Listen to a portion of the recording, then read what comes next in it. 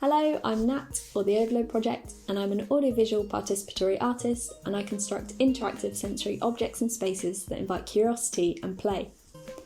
In this video, I'm going to talk a bit about how I approach using creative technologies, particularly physical computing, to create environments that invite participation. Physical computing involves designing interactive objects using hardware like sensors, buttons, and microcontrollers. These can be programmed to sense and respond to the physical environment around them. Microcontroller boards are devices that combine a tiny computer with other components and can be used to create and control projects using electronics.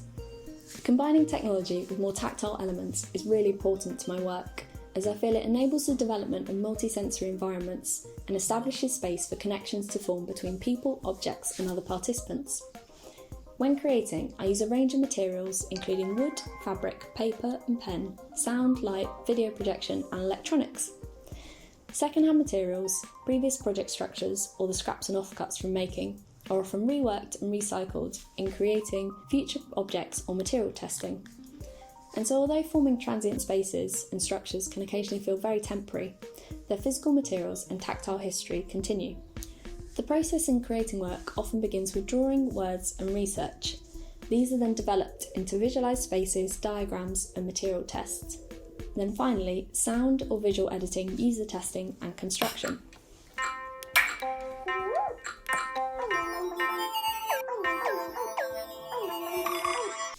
Before creating work in this way, I'd worked more traditionally with technology, creating projected video installations and more wholly craft-based interactive spaces. What I was really aspiring to do, however, was to facilitate spaces where people felt like they had agency. And I knew for me, achieving this involved using technologies in a different creative way that more directly supported participants' engagement with their surroundings. I'm really intrigued by social interaction in environments where the traditional audience-spectator relationship is broken down and everyone in a space becomes an active participant or co-creator. During the fabrication of each project, I explore this through the ideas of chance and control. To break this down a little bit more, I'm going to talk about the first work I created that I considered to be participatory, and this was Take a Seat. Take a Seat was an interactive sound event that invited participants to collaboratively compose a soundscape through sitting on chairs fitted with audio triggering pressure sensitive pads.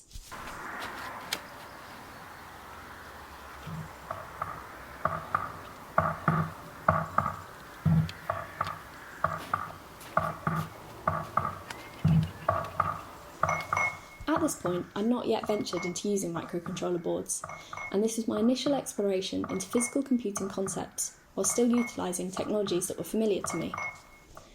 Alongside the installation, I created a series of diagrams. These offered an invitation into the process in both how the technology worked and offered a visual translation of the experience beyond the temporary space.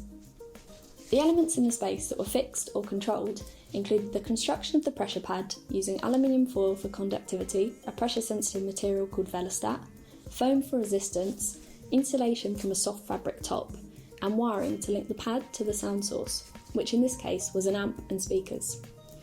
Additional elements under control included the arrangement of a circle of chairs, which were all facing inwards, and the selection of sounds provided. In contrast to this, the elements that allowed for chance or influence from the participants were the composition, in that the sounds could be triggered in any arrangement, and secondly, pressure. This was the way and the speed that the participants sat on the chair, affecting the volume of the sound. These diagrams act to invite participants into the process and demystify how the technology is working.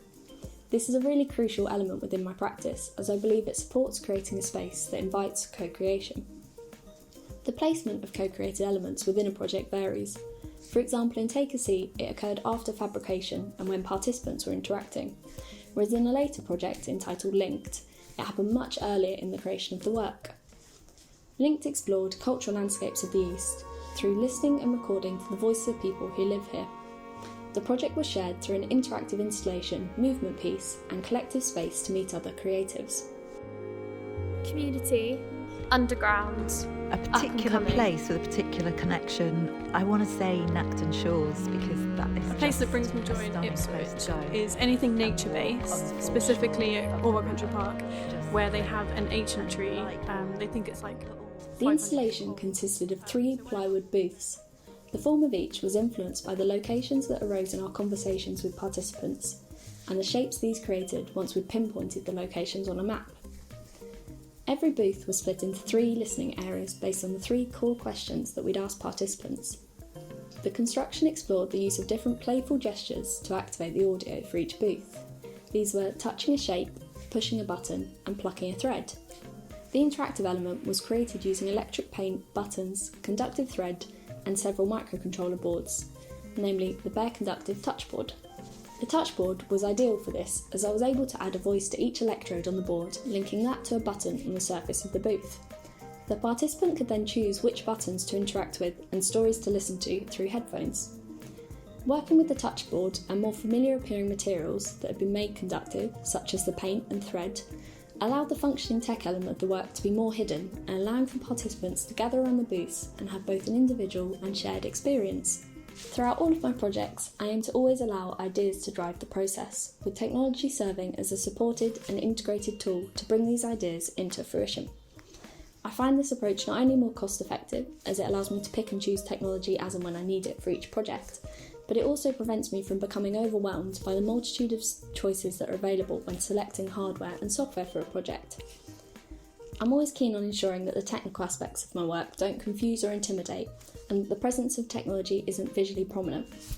To support this, I often include familiar anchor points in my work.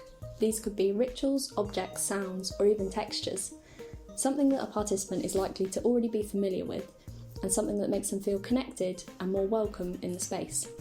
These ideas were explored in the development of a set of sonic blobs. The sonic blobs are soft interactive sound objects suspended from elastic, whereby on touch or squeeze a sound is activated.